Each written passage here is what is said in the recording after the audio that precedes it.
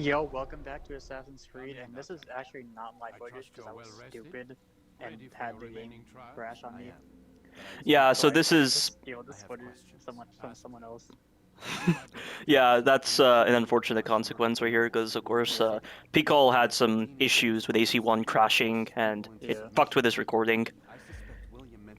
Yeah, but because like this game is dumb and has autosave, and I was doing the viewpoints, and then the game autosaved when I was doing the viewpoints. And I texted ID, and it was like the game crashed. So I replay the game again for free viewpoints. It was like, no, it's insignificant. Just get footage. yeah, exactly. There's no reason to just replay the full game just for 3 viewpoints. Yeah. Yeah, but oh, and I forgot what I was going to say, but we're back in sequence 5, but sequence 5 is a lot shorter than sequence 4. That is for sure. Yeah. And there's what, like 2 targets we're killing in this one? Yeah, I think the game it goes like one target, two targets, three targets, two targets, one target. Oh, well, that's easy to remember. So this is like the third to last sequence of the game. This is before the sequence where you kill Robert de Sab, and it's like 2 sequences before we kill Al Mualim. So yeah, so we're coming pretty close to the end of AC1. And in the previous part, we weren't really talking a lot about Assassin's Creed. We were talking a lot about other things because we're not really that big of Assassin's Creed fans. But I want to talk a lot about Assassin's Creed right now because I've recently been playing the Ezio trilogy, and I've been playing Revelations again, especially after watching Laser Z's Assassin's Creed Revelations retrospective video, which is about 2 hours long. It's 1 hour longer than his AC2 retrospective and his AC Brother retrospective. And my God, Assassin's Creed Revelations is such a good game. It's a really great game. Yeah. Yeah, it's When I in. first played the game, I was actually like sick, so I literally had nothing to do all day, and I literally finished in one day. That's awesome. I mean, I think it took me a couple days to actually finish Assassin's Creed Revelations, but the game is just so much fun to play. It really is, and the story just keeps you going. The environments that you're in with Constantinople, like the characters like Sophia and Yusuf, and just the Templars and the overarching story. Like it's Assassin's Creed Revelations is, in my opinion, is the best Assassin's Creed game. And I know Laser Z doesn't agree with this point of view. He says Assassin's Creed Brotherhood is better because of the way it handles its mission structure, and that stuff like the side missions, for instance, they all contribute to the main plot. And the main plot of Assassin's Creed Brotherhood is taking down the Borgias to essentially build up your own order. I mean, it's not as simple as that. It's a lot more deep. It's a lot more deep than what I just described, but that's his main reasoning for liking Assassin's Creed Brotherhood more so than Revelations. I mean, he did say that sometimes the missions don't really flow correctly between each other in Assassin's Creed Revelations, but and I do understand that.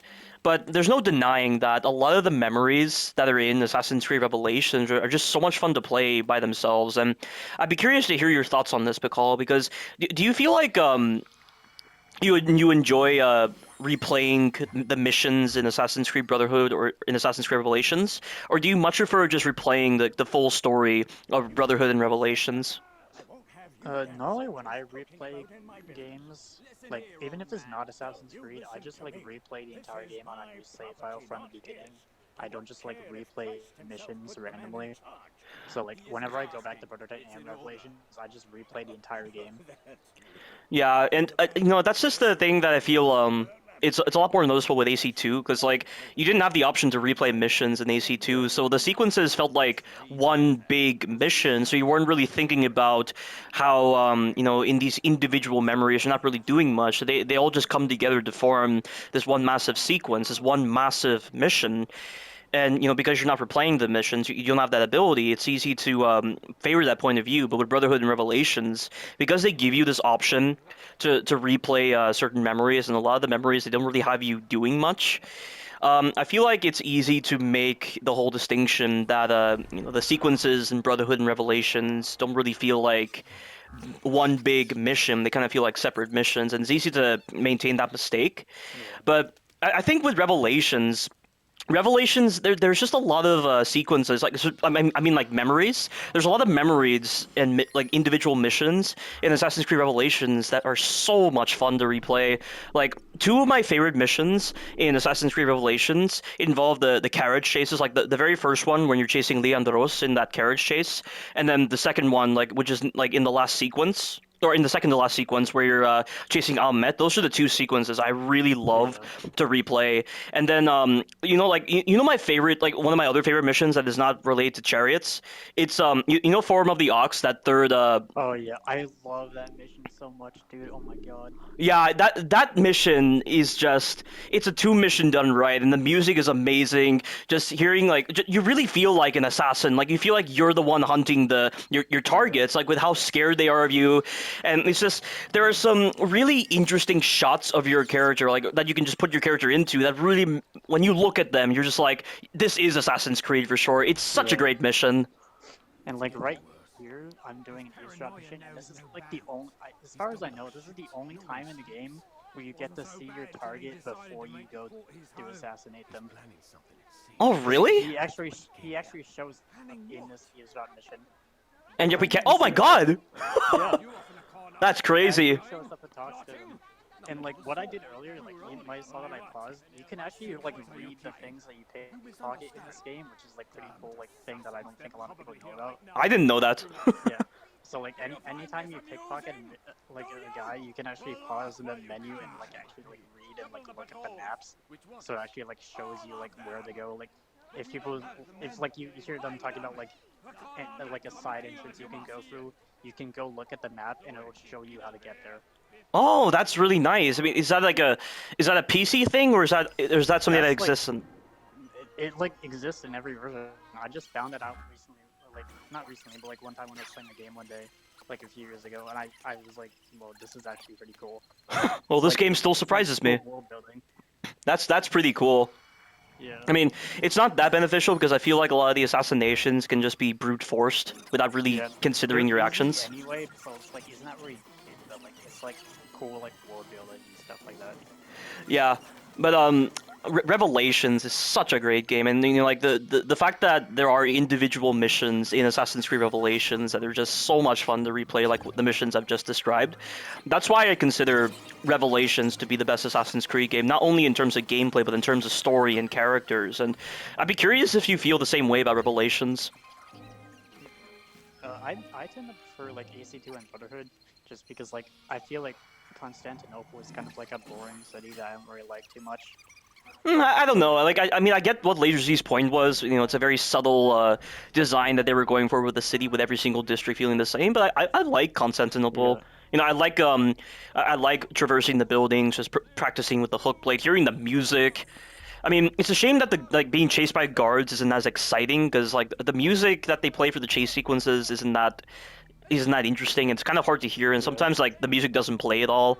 And like the guards quotes, even though they are technically the same as the guard quotes from Brotherhood and AC2, just with a different voice actor, it's not as interesting to like go through those And like chases. the Janissaries are just like really annoying enemies to fight, and I just don't really like fighting them that much. No, they're not that bad. And, like, it's cool that you can use the instant kill method of just being able to hit them with a sword or like some other weapon while they're busy climbing ledges. Like it's a Yeah, tech but you in. can do that on any enemy.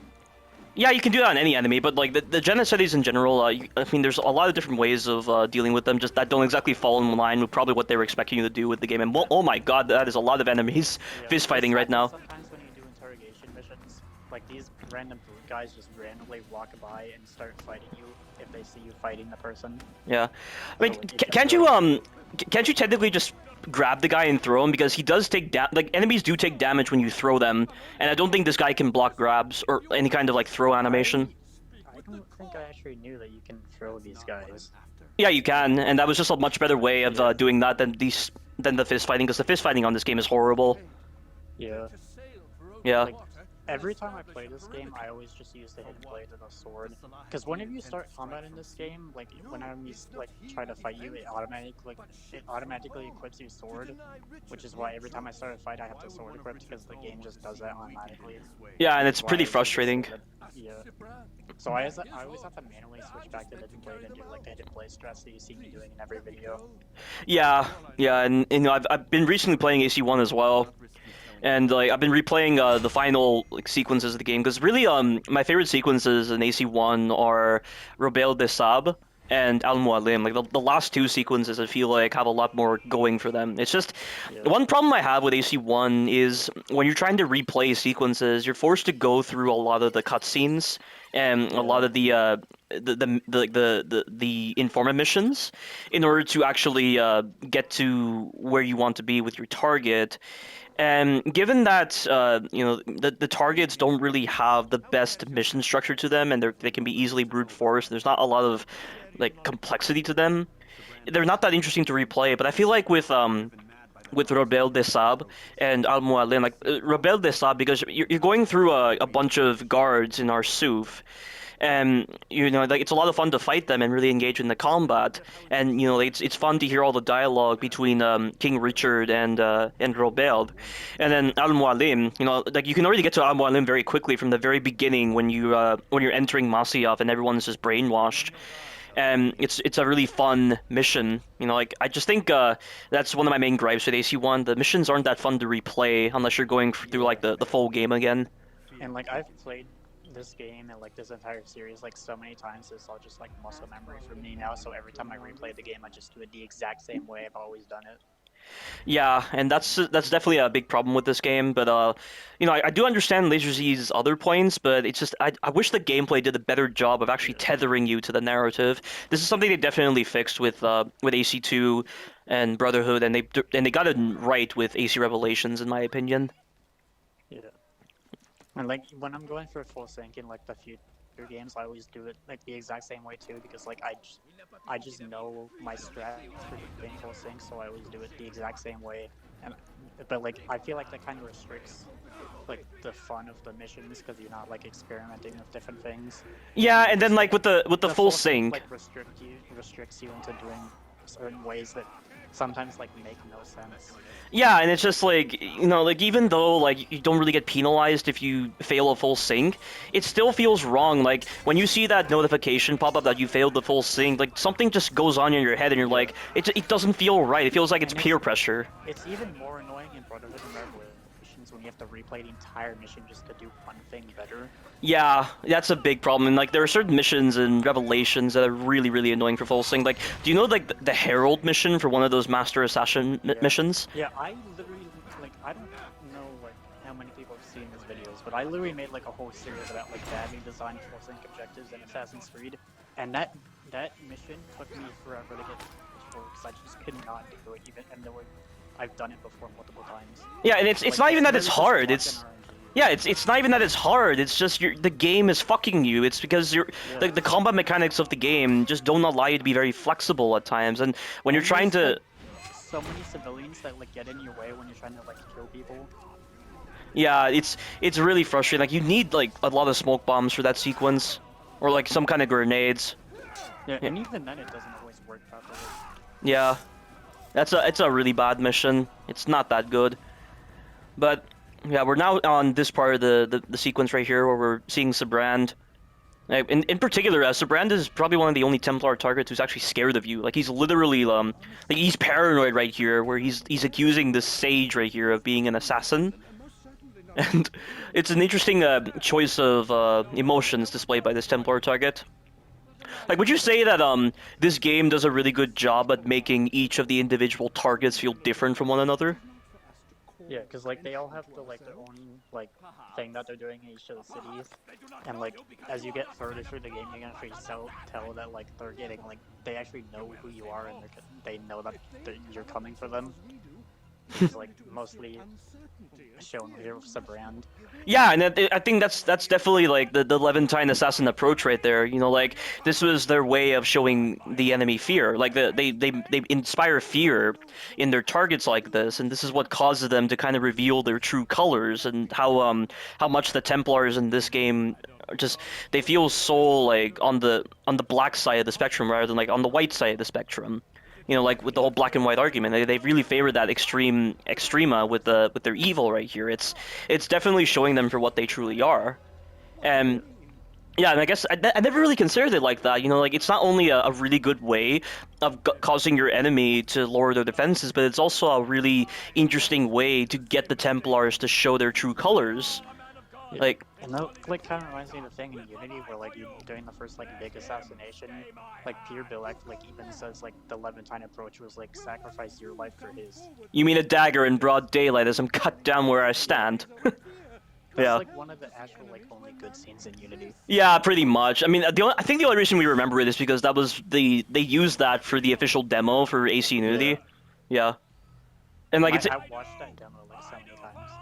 yeah, it looked so impressive, but Unity was just a bad game. It was bad in its gameplay. It was so buggy, and its story was just forgettable. It had easily one of the most forgettable stories ever, and everything you were doing just contributed to nothing. Yeah, and like why even call it Unity when the game literally had nothing to do with unity between the Assassins and Templars? Aside from the co-op, and that's it. And the co-op was bad in AC Unity.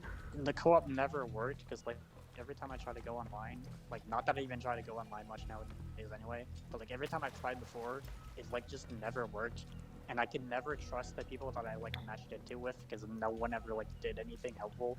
Yeah, and there's just 11 missions. Like 11 missions. That's all you're giving us for the co-op. Like this is the main problem right here. Like either you have Yeah. the boring open world or you have 11 missions to do, which no one's going to be that good at. And then you have like the heist missions, and the heist missions are equally as forgettable. It's like why are the assassins doing these missions? And you can just do them all by yourself anyway, so like there's no point to even do them in co-op. Yeah, but and you know, like that, it's so like you know, like relating this to the whole idea that Laser Z was describing with, say, for like with the way the side missions and AC Revelations feel so disconnected from the actual main story. Like, I don't really like look into the side missions that much in that further detail with AC Revelations, but the heist missions, like the heist missions in AC Unity, they're just so like jarring, and they just feel like, why are the assassins doing these missions? How does this Yeah. help them in dealing with the Templars?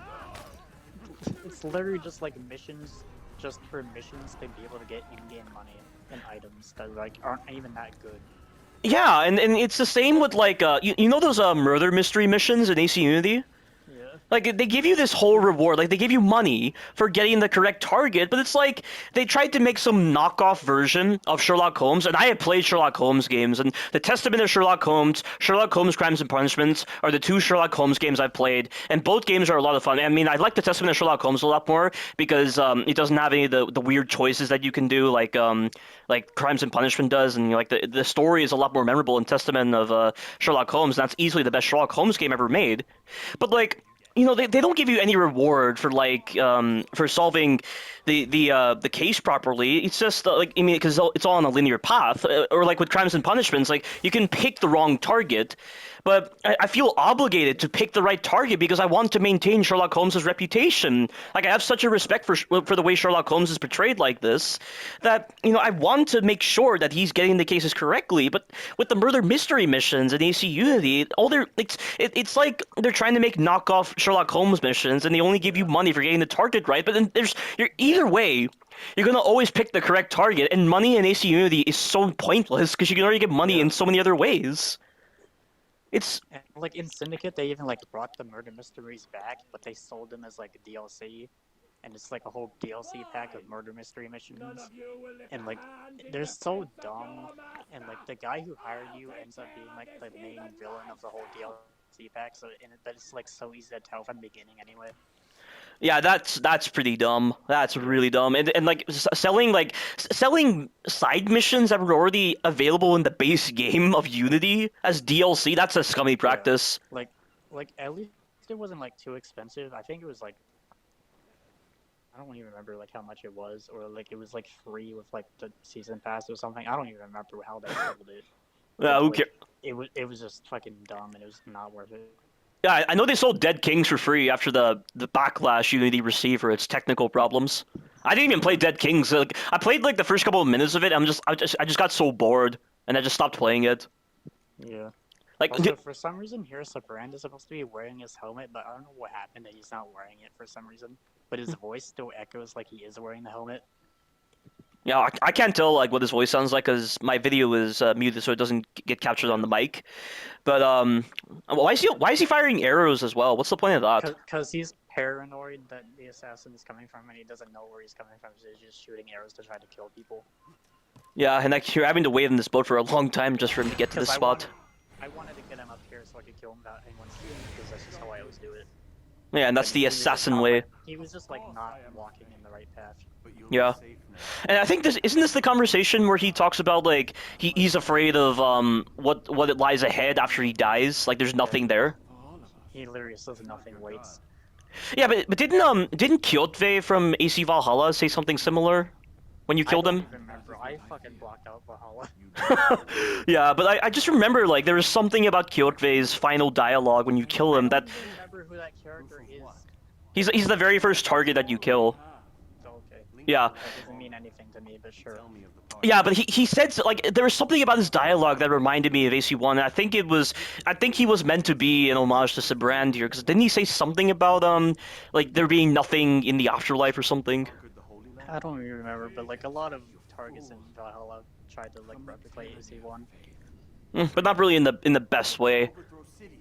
But I mean, like, Valhalla did have some charms to it. That's what I'll say with its when it was focusing on the Assassin Templar story, and like I did like Basim from AC Valhalla. Like, you know, like I was so attached to Basim because we haven't seen an assassin for a long time that when it was actually revealed that he was a traitor and you know it was actually Loki in disguise. I mean, I didn't even know it was Loki in disguise. So when he was actually attacking your brother, I'm just like, oh my God, is he a Templar? Was he Lord of the Ancients the whole entire time? Like, I felt so betrayed by that. I was like, is he a fucking Order of the Ancients guy? I was like, what the fuck's happening? Yeah, like you know, I felt so like betrayed by that, and it was actual raw emotion. Like I felt so betrayed by Basim, and I was so angry with them that I just wanted them to die. Like I think they did a great job with that department, but then making him like Loki in disguise. Loki just fucking ruined all of it. Yeah, and then like, you know, like when he's saying all the dialogue about my son, this and that, I was so confused because I didn't expect them to make Loki Basim in this case. It's just, I just feel like context was lost there. But like in the moment, when you're only considering that Basim has been your ally throughout the whole game, and then like he betrays you right there, I really felt like there was raw emotion expressed. But I guess when you do look at this as a whole, do you feel like it was kind of out of the blue that he just betrayed you? Yeah, it just like kind of came out of nowhere, and like I didn't understand like the whole thing about like the neck like marks or anything, because like every time I saw a character that was supposed to be like a reincarnation of an Isu guy, I never saw anything about their neck. So when he was trying to look at Eivor's neck to like see like a mark or something, I was like, I don't understand what he's trying to look for. I don't understand what this means. What do you mean the neck? Like apparently like something like when the Isu reincarnated, like they got a thing put into their neck to like take their DNA or something. You mean the back of their neck, right? Yeah, I think I know what you're talking about. The side of their neck, they had like a black dot or something to like signify they were a reincarnation of an Isu.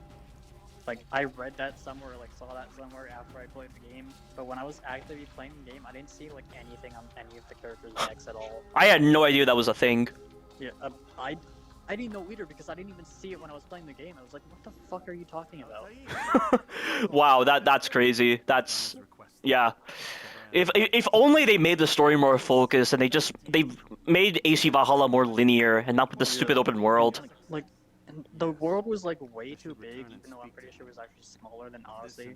But like it was still way too big, and like most of the arcs that you did literally felt pointless, and they just all felt like random side quests and like tasks that you were doing for no reason. Yeah, and Leisure Z said the exact same thing as well, that he really feels those arcs, like when he was doing like the tier system for each of the Assassin's Creed games, he said that the arcs, those particular arcs should have been side missions, but like the ones that focus on the Assassin Templar arc should actually be the main quest, and then everything else should be side missions. But it's just that the problem with Valhalla is that it tries to make its side missions main missions, and it kind of relates to a similar problem I had with Origins and Odyssey. But with the way the level gating works, like, this is a problem I had with RPG games in general. But like most RPG games never get levels right. But the level system was so forceful in AC Origins and Odyssey that you were forced to play side missions to even progress the main story, so that you were the correct level to even stand a chance. Yeah, and like, leveling up in Odyssey was also pointless because like every time you leveled up, the enemies just leveled with you because you couldn't turn off level scaling. Yeah, you could turn it to light, but it was still a pretty significant. Even on easy difficulty, the enemies took such a beating. And Origins like also had level scaling, but I don't think they even had that at launch. I think they added it after like release at some point. Yeah, they added it after release. I mean, I personally like I wish they didn't do that because in my mind, like if this is like because I wanted to see like the developer's true mindset if they actually thought this was a good idea. I kind of forced myself to play Origins with the level scaling on Nightmare difficulty, but of course I don't play Origins anymore. This was back then when I used to even think about playing Origins, but yeah, that was really like what I had to force myself to do to really see the developer's true mindset, and the developer's true mindset was pretty shit for Origins, in all honesty. Yeah. The true mindset is to turn guaranteed assassination off. Yeah. And at least AC Valhalla gave you the option to like turn on guaranteed assassinations to make it feel more like an Assassin's Creed game. But it's just the times where you got behind a target, like a main target, like I had this problem with the compass. Like the compass, like, there were so many moments where I was able to get behind him without being spotted, but the game would never let me assassinate him. It wanted me to go into combat with him. So why the fuck would you give us a guaranteed assassination option if you're going to be forcing us to go into combat anyway? The new games just force combat down your fucking ass and don't care about what you do because nothing matters before. Like if you're trying to snake up behind someone, it doesn't even matter what you do because like it's all pointless because it's just gonna force you into combat anyway. And if you're trying to run away to like reset the area to stealth, it doesn't even matter because they're gonna just chase you forever or like pretend to lose you and act like they don't know where you are even though they actually know where you are at all times. Yeah, it's really really dumb in that game, and also in AC Origins and AC Odyssey. Although I shouldn't even be calling like Odyssey Assassin's Creed Odyssey, it's just Odyssey. And it's not even a good Odyssey anyway, because the choices mean nothing in Odyssey. It's like I literally rewatched Laser Z's like Odyssey Bros Me video yesterday just because I was like bored and I was just like bored and rewatching stuff, and I remember him like talking about like how like oh it's your Odyssey but like oh you also have to make the right choices to get the best ending, so like how do the choices even matter? Yeah, and then like you want to know something else? This actually relates greatly to this, but it's a new thing. But Ubisoft released a crossover DLC recently for Assassin's Creed Valhalla and Odyssey, where in Valhalla specifically, Eivor gets to meet Cassandra. So they're assuming like Cassandra has pre-established traits already. So the choices you made in AC Odyssey are already pointless if you're going to be putting Cassandra in there. And it's good that it's good that they maintained that Cassandra was the main character. But I watched that entire crossover episode and it was so boring. Nothing happened. And I can only imagine if someone played Alexios in Odyssey and then went to do that crossover thing in Valhalla and saw Cassandra and was like, what the fuck is this? Yeah, exactly. Yeah, but it's like nothing happens in that crossover episode, and they even like they bring in a piece of Eden, right? Cassandra comes to wherever Eivor is, right? I don't know, like is it Scotland that you're in, right? I don't know like what the. I think the place is called the Island of Skye. I don't know if it's in. Isle of Skye, yeah, that's what it is. But Cassandra comes to the Isle of Skye because she knows about a piece of Eden, and her genetics unfortunately activate the piece of Eden, so everyone is having hallucinations, but it's not properly laid out correctly. And how does it even activate just because she comes to the island when she doesn't even like open like the door to where it is yet? Yeah, it's so odd that way. And then like they try to give us this whole like friendship between Eivor and Cassandra, but the only thing I'm worried about is just the lackluster animations, the terrible voice acting, like Cassandra just being a shit character as usual with her shitty dialogue.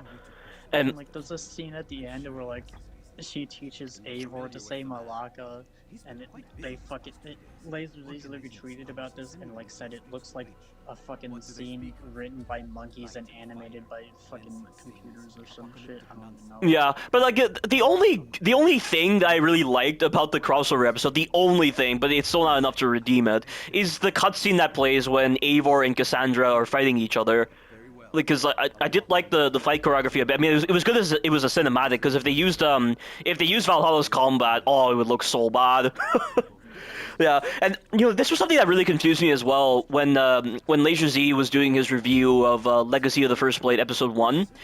But he said that if Montreal was at the head of the development of the DLC, they would have had you play the whole moment where you're viewing Darius killing Xerxes. But it's like, why would you want that when AC Odyssey's gameplay is shit?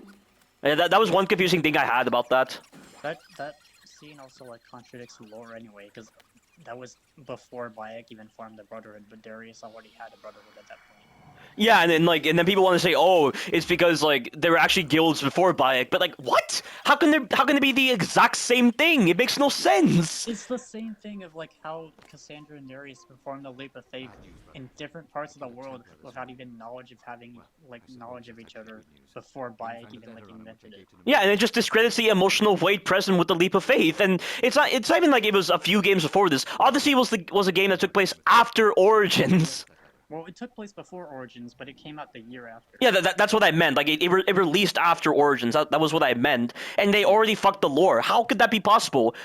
And Because Quebec doesn't fucking care. Well, all of Ubisoft doesn't care, but Quebec yeah, especially doesn't fucking care. and they hired some random bloke named Sam Gill who works for like EA or something to write Legacy of the First Blade. So they hired someone who already doesn't know anything about the lore. They didn't even get the original writer for Odyssey.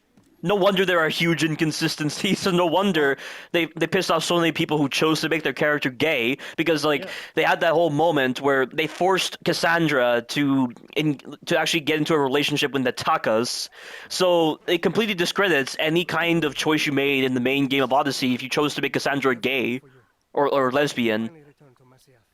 It's yeah, but we've talked a lot about Assassin's Creed, but I really want to get on to this point right here. So we were going to go on to more Marvel tangents, and Pcol and I recently saw Spider-Man No Way Home. I love Spider-Man No Way Home. It is such a great movie. Like, if I would honestly consider it to be my favorite live-action superhero film. It's the best by far. The chemistry, like the chemistry between Tom Holland, Andrew Garfield, and Tobey Maguire is masterful. The story is amazing, and I just feel like they trusted Spider-Man to be the main protagonist of the entire film. I'm so glad that Doctor Strange wasn't overused so much. If they used Doctor Strange too much, that would really take away from the focus of what we're trying to get with Spider-Man, which is his personality, and also with the way they're trying to tie in his morals as well. Because like he said, he didn't want to kill any of the villains. He wanted to cure them. He wanted to give them a second chance. And like they never really touched upon Spider-Man's like moral compass system properly in the previous films. And in all honesty, the Spider-Man Homecoming, Spider-Man Far From Home, I didn't like those films that much. They felt kind of generic, but No Way Home really set itself in stone as being something like it's honestly the first film that I've liked after Avengers Endgame.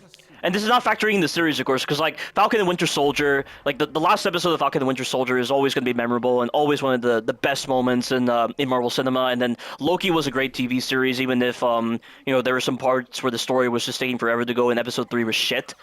But like as a live action movie, Spider-Man No Way Home does it really well, and I like it more than Shang-Chi in all honesty, because I believe one of the criticisms you had about Shang-Chi, Pcol, was that by the end of the film it became like a monster masher, so it kind of lost love its charm. Like a fucking Godzilla fucking monster thing, like out of nowhere. It's like, what the fuck are you doing? Yeah, but no, it's like a Marvel like martial arts kung fu movie, and then suddenly you introduce like soul-sucking magic dragons. Like, what the fuck is wrong with you? Yeah, and like I totally understand that, but it's like I'm so glad they didn't pull the same thing with Spider-Man No Way Home. And like even though the villains in Spider-Man No Way Home were part of different dimensions, they didn't try to go all crazy with the dimensions, this and that, with like dimensional force. Oh, like they could have had a dimensional alien show up out of nowhere if Doctor Strange's magic was going out of control. But no, they didn't. They made sure everything was grounded within the story. Like the Doctor Strange aliens for the Doctor Strange sequel. Yeah, thank God for that. I'm so glad they're not trying to like use it here. But like the direction of Spider-Man No Way Home is perfect. I really love that film. It was so great. But I think we do have some thoughts to say about it. Like I know Pcol, you said you had some confusion with certain parts of Spider-Man No Way Home. I feel like a lot of people say this, but like I don't understand like how Electro got into the universe because like I don't think he ever like actually found out who Spider-Man was, but like the spell only brought in people who actually knew Peter Parker was Spider-Man. So like how did he get brought into the universe? Hmm. Yeah, that is kind of confusing, but like maybe he just didn't voice it as much. But I was gonna say like as a response to that, like, what if these characters aren't the exact characters that we see in their respective films? Like, think about it like this. You know, Uncharted 4 with those dialogue choices that you can make. Yeah. Well, think of it like this: like the dialogue choices do not affect the actual progression of the events. Like the story always goes the same way, but the only reason the dialogue choices are there is to get some different kind of action, like a different kind of quote from Nathan Drake. But the events still play out the same way. So like think of it like this: like in like the normal continuity of events represents the respective film. Like say for instance we have like Electro, so we know Electro comes from the Amazing Spider-Man 2. So like we have the entire plot of the Amazing Spider-Man 2 like to be like reflected in the actual continuity of events that takes place in Uncharted 4. Now take the dialogue choices to be like subtle changes to certain events, but the story of the Amazing Spider-Man 2 still goes on. So it's kind of like that. It's almost like I think what's happening here is while these characters do come from like the same universe and most likely from the same kind of movie, what if like certain events played out differently, but the movie always goes down the same progression with just some minor changes to it, stuff like that. So maybe like in this case, the Electro that existed from that universe, like he went through a different kind of process of of getting his powers, and he didn't become like a blue person, this and that, but he still got that showdown with Spider-Man at that power plant scene. Like I remember I remember that scene greatly from Amazing Spider-Man 2, but it was different in this case, and maybe at some point he figured out Peter's identity. Like the events must have played a little differently, but it's still taking place with the same Andrew Garfield being Spider-Man. This and like, do you understand what I'm saying, Pakal? So like different universes, like how in Loki was like different Lokis. Yeah, something like that. Like it's a different universe, but the events that occur there kind of play out the same way as like the Slight movie universe. differences. Yeah, it's like with Like slight in What differences. If. Like you remember in What If how what's his name, Ultron? Like you remember how Ultron said, or I think it was the Watcher. I can't remember who said it, but he said that each universe is slightly different by like a fraction. What if it's the same case here, like with this? You know what I mean? I mean, maybe, but like I also feel like they wanted to make sure they would be the exact same characters from the like exact movies. Yeah, I mean, even I if don't know like if they. I think that would just make it way too confusing if they said like, oh, they were from like the same movies, but like the same movies from a different universe with slight differences. I feel like that would just make it way more confusing than it already is. yeah, but I don't think it'd be that confusing if you watched What If. If you watched What If, then you'd understand that greatly. Because like I feel like What If has some tie-ins with how they're going to be handling the multiverse specifically. And I'm pretty sure like the ideas that they introduced in What If will play a role in the next Doctor Strange movie with Multiverse of Madness or whatever it's called. Yeah. Yeah, but that was the main explanation I had for that.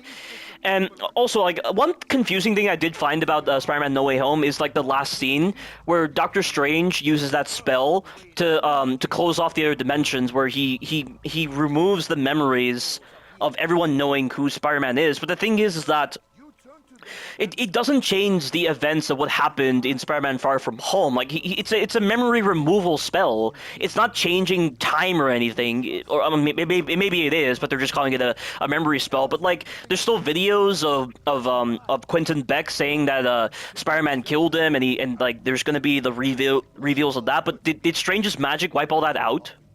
I feel like that's what it did because like I feel like it erased like all like mentions of like Peter Parker from like any like documents and shit that like mentioned him like of his existence. I feel like that they had to be erased. Yeah, but then why does he only refer to it as a memory erasing spell? That's what confuses me. Well, because if you read something, it goes into your memory. Because that would almost imply it only affects people, but not necessarily like the media, for instance, or like anything like that. You Yeah, know? but what if you read something and then you're forced to forget it, and then you can just read it again? Yeah, but the data's still out there on the internet, for instance. Like, Well, then data would have to be deleted. hmm. Well, I mean, like that was just my interpretation of it. That's why it was a little confusing now that I think about it. But I'm guessing they don't really want you to go that deep into thought with that. But other than that, Spider-Man: No Way Home was exceptional. I Yeah. really loved the Also, direction. was I the only one that noticed during the Green Goblin fight in the apartment he did one of the finishers from Spider-Man PS4? Which finisher? It was like the one where he does like he jumps up in the air and does a backflip and like lands on their chest with his feet, and like pulls himself down by his webs. Um, I think I think the part I was actually thinking of was I think it was meant to be very similar to like Spider-Man Shattered Dimensions when the Amazing Spider-Man was taking on Juggernaut. I mean, you haven't played the game, so you wouldn't know. But I think I see what you mean. I think oh, you know what? I think I know what you're talking about. Because Yeah. I think I noticed that as well, that it was doing a very similar takedown to Spider-Man PS4. Yeah, I Yeah. remember that. You're right. When I saw it in the theater, I was like, "What the? Did they just take that from Spider-Man PS4?" I was like, "Bro, what?" Yeah, that was really cool that they did that. Yeah, they're fucking referencing the fucking video games at this point. Like, bro, that's fucking dedication. Yeah, because Spider-Man PS4 is exceptional. It's my favorite Spider-Man game, for sure.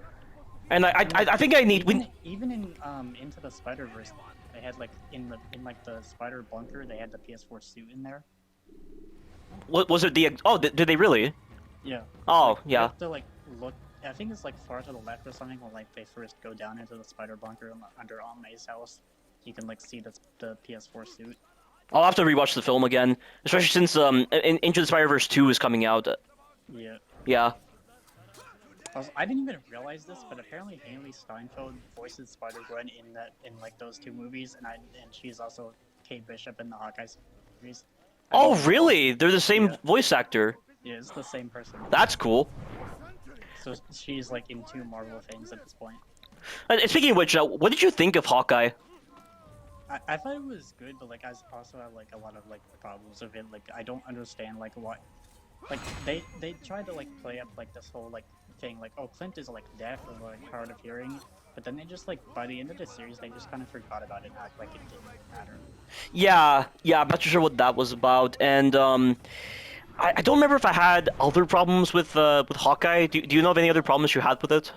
I feel like Jack was an annoying character. Not like annoying, just like badly written, and like a lot of things he did like just didn't make sense.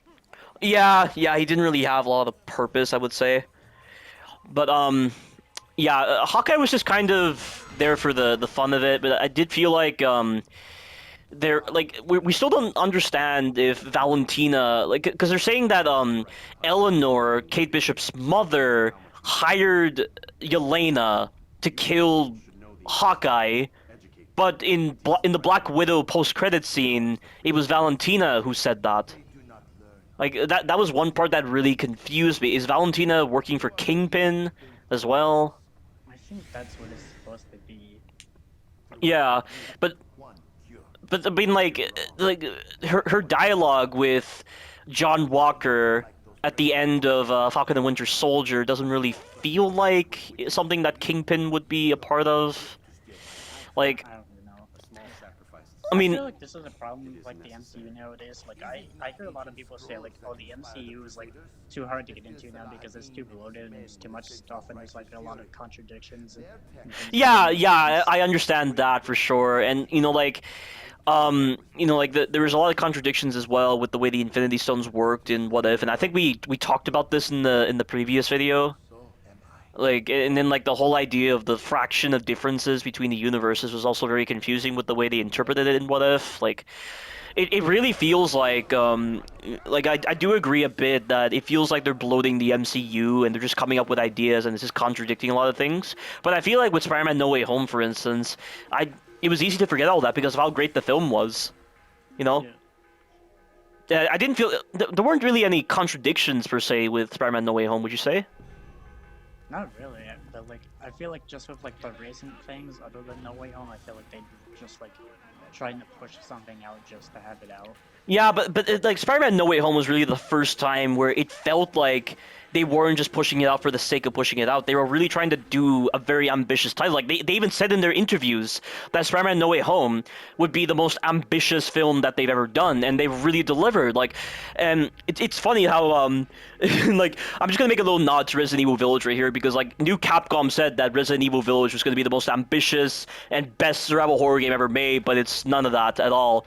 And they did not fulfill their words whatsoever. Yet the MCU, they said that Spider-Man No Way Home was going to be the most ambitious film ever, and it really showed with this film. Yeah, It is absolutely exceptional. I really love the film. yeah. Like there's so many like good emotional moments and like good like storytelling beats. Yeah, I mean, I did have I didn't feel as much of a connection with Aunt May though. I mean, I did find it very shocking that she died right there, but Yeah, I just kind of wish we had more screen time with Aunt May to really like build a lot of connection with her. Like this is something I feel Spider-Man PS4 did a lot better because we have those moments in Spider-Man PS4 where we're seeing Aunt May and we're talking with her and we're seeing her helping out other people in Feast, and you know I thought it was really cool as well that they made a mention to Feast as well when we yeah. see Norman Like Osborn. the feast also like comes out of nowhere because it's like it's only in No Way Home and like they don't say anything about feast in the other movies. Yeah, and I never really Like took on May. they never explain like how May and Peter start like working there or anything. Yeah, yeah, and that was a little out of nowhere, but I guess that was there as kind of an homage. But you know, I kind of wish they established that a little bit better. I never took Aunt May as being like the charitable sort like that, but. You know, like Spider-Man PS4's Aunt May will always be a lot better than the Aunt May in the MCU one. Every time I replay Spider-Man PS4, I like cry every time I see a death scene. Yeah, and like they Like just it's they that did good. such a great job with the characters in Spider-Man PS4. It was a memorable game. Yeah. Absolutely fantastic, and I could totally understand why the MCU would be making a lot of homages to that game because it really deserves it. Like Insomniac Games really outdid themselves with that game, and I can't wait for Marvel Spider-Man 2 when it comes out. Yeah, and like I kind of want to like go back to Assassin's Creed like about this mission that I done. Like this mission is like the only one where like you actually have to like find your target out of like every location. But also, if you just know which location he's in, you can just go straight to it.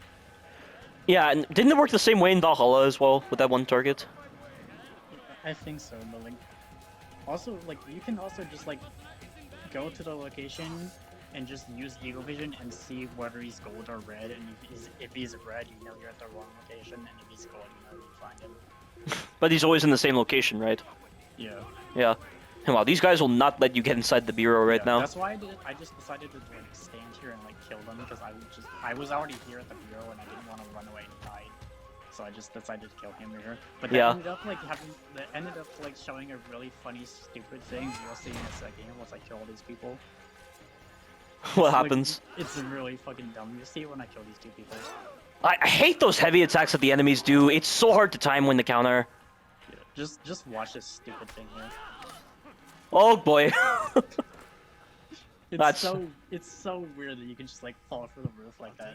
Because like I think the way it works is that like as long as you're like in combat, the door is closed, but it doesn't like have like an actual animation for like opening and closing. So like you can just stand on top of it, kill the guy, and it would just make you fall through the opening. 2008 was a strange time for that. Pretty sure. Yeah. Yeah, 2008 was also when Mirror's Edge released with its parkour system and the like. I haven't played Mirror's Edge, like I really don't like it as much as other people do. Yeah, I don't find as much intrigue by it. It's also like a lot more nauseating because it's first person and it's like hard to do. And not Like, only some that, of but the it feels like it's built for PC, you know. Yeah. And I'm not a big fan of like games designed for PC because most of the time, you know, you kind of have to game the system to even get some kind of satisfactory experience, and this leads to people finding exploits and the like. And when I was playing Mirror's Edge, I literally had a soft lock in one of like the longest mission in the game. Like I had a soft lock where like I had to go for a door, but like the door wouldn't open. But it was also like the only way out of the room I was in, so there's like no other way to go. And like I was locked in the room, so I had to replay the entire long ass mission just to get to that one door. Yeah, and I know Mirror's Edge Catalyst was a sequel to that, and I don't think it was as well received as Mirror's Edge. Yeah, because I think it was a prequel to it, and it was like they made it open world for some reason instead of a linear game. Yeah, and it didn't really work that well. Yeah, Yeah, and like a lot of people like hated the side missions in it. I think. pretty much. Yeah, but what's happening in the scene right now? Uh, I think he's just like he's getting told like, oh, we have like a deadline you need to hit, which is like just every modern day part. I guess. Yeah, I mean the modern day is decent. I mean it's cool, interesting. It's interesting having all these story moments, and like seeing Warren Vidick's character, but they don't really offer much to do, you know. Like I tried to follow him into the room to see where he goes, but then he just like goes behind the wall and I can't see him, and I think he despawns. Yeah, and you actually messaged me saying you didn't know how to get into the Yeah, conference because room. I forgot like which sequence the conference room is, and I thought it was this sequence, but it's actually the next one. Because for Oh, some reason, the game gives you the code for the computer in the conference room before it gives you the code for the door. what? Like I don't make it doesn't make any sense. Why give you the code for the computer in the sequence before they give you the code for the door to even get into the room? Like, can you actually see the code, like Yeah, the code for the key? you Like, can check the emails and it gives you the code for the computer and it's like 066 something. But oh, you can't even go into the room because it doesn't give you the code for the door because that's after the next sequence. that is weird. Yeah, and Like when I completely forgot about that. It was like, what the fuck is yeah, this and fucking logic? and when you were saying code, I thought you meant like the actual pens that you pick Yeah, up. Yeah. yeah. I got all the pens and I was like confused. I was like, I've done everything. I don't understand why I can't open the door. And then I looked it up and it was like, you have to get the fucking code after sequence 7. It was like, I'm in sequence 6. What? What Wow. is this logic? Yeah, that is very odd. But yeah, we haven't really talked a lot about AC1. But we talked a lot about Revelations, Brotherhood, AC2, and Marvel stuff. Yeah, Yeah. I just wonder what I hope the Doctor Strange movie is gonna be really good. yeah. Yeah. Hmm. It's hard to figure out what else to talk about right now. Like email stuff. Yeah, it's I just think email this is stuff. like where you first like see like the coded emails from the assassins to Lucy. I think maybe I don't remember. Yeah. I already finished recording the game, so I don't even have like anything else to record or anything. Yeah. I wonder if this was actually like the point where they started saying, oh, Lucy should be a Templar. Like, when do you think they had the whole idea of making Lucy be a Templar? I wonder. I don't even know because like they fucking revealed that in the fucking Revelations Lost Archive DLC. Yeah, and So like if you didn't play that DLC and then like you heard Lucy was a Templar in AC3, you must have been so confused. yeah, and in Laser Z said in his Revelations retrospective video that a lot of people were planning on boycotting the Lost Archive DLC. Apparently. Yeah, because like if for some reason the gameplay copies the gameplay from the Desmond things in Revelations, and like a lot of people didn't really like that gameplay. Hmm. Yeah, I mean, I think the Lost Archive definitely has a lot more memorable locations though, compared to the Desmond memories, because I feel like a lot of them feel very simple in their environments with the Desmond memories. But Lost Archive is also like really annoying because you also like you're basically forced to 100% complete it because you can't even like officially finish it until you like collect all the things because it just goes in a loop the whole time. Yeah, and like it's on the Also, this second is to a last one. special PC thing where like if you're playing on mouse and keyboard, your mouse is an Assassin's Creed symbol. Yeah, I think we've noticed that before. Yeah. It, Hmm. it also happens in AC2, but I don't think they do it in any game after AC2. Huh. I've not really taken the time to read all these emails before because I always thought they were just lore, nothing really important. But it looks like this is important with the assassin messages. Yeah. Hmm. Um, I forgot what I was gonna say. But Hmm. Yeah, I forgot what I was oh, gonna I say was gonna too. say that like I'm playing on mouse and keyboard now because like the previous videos I was playing on controller and my controller. I was using my PS4 controller and my PS4 controller is fucking stupid. It doesn't like my PC, so it like kept disconnecting a lot, and that's probably why you kept hearing beeps in the previous videos because it was constantly connecting and disconnecting, so it kept making beeps from my computer. Oh, that was what it was? Oh, I Yeah. was wondering what that was. Uh, So I had to switch to keyboard and mouse, and that's also why like the previous like I had to replay the game like 4 times because like that's what caused like the weird like camera glitch I had in the last video. well, you seem to be adjusting to PC and mouse really well. Yeah, well, I've already played AC1 with keyboard and mouse before, so this is like my second time doing it. But I just prefer controller because I'm more of a console gamer. Yeah, console gaming for life for sure. Because I hate PC games pretty much. But we only have about 2 minutes left. So This is where you get the code for the computer in the conference room before they give you the code for the door. I think they probably did that as a way to like make you like question what this code was before they before they ultimately give you the code for the door, and you realize, oh my god, that's the code for this computer. Yeah. Yeah, but like, how even like most people don't even like know you can like look in there because Yeah. most people just like go back into the room and sleep. So like they don't even know you can like do all this stuff. Oh, and here's Alan Rickman, the character that was ultimately forgotten about in the Assassin's Yeah, Creed he's movie. a fat white guy in this game that you only see at the end of the game, and then for some reason the movie makes him fucking an old fucking white thin guy. Yeah, I think we I need think to we need to talk about the movie when we get the chance. I don't know if we've talked about that in the yeah, previous parts, but the movie, yeah. like the Assassin's Creed movie, is one of the worst movies I've ever I seen. hate the movie so much, dude. Oh my god. Yeah, like literally when we both saw it, oh, we I were used just to have a poster for it, but then like I brought it to college one day, and then like I moved out with it. I was gonna bring it home, and then but the day I moved out, it was raining, and it was peeking out of like my suitcase or something, and the rain got over it, and it fucking ripped because it got wet. But I honestly didn't even care because the movie was so shit. what a waste of money, you know? Yeah. Well, actually, I don't even think I paid for it. I think the theater gave it to me for free. Oh, But oh. like, I didn't. I honestly didn't even care because like the movie is so bad, so I didn't even want a poster for it anyway. Yeah, it makes a mockery of a lot of the things Yeah. that Assassin's Creed is known for. I think I also have a poster for Valhalla too, but like I haven't even like put it up because like I just don't care.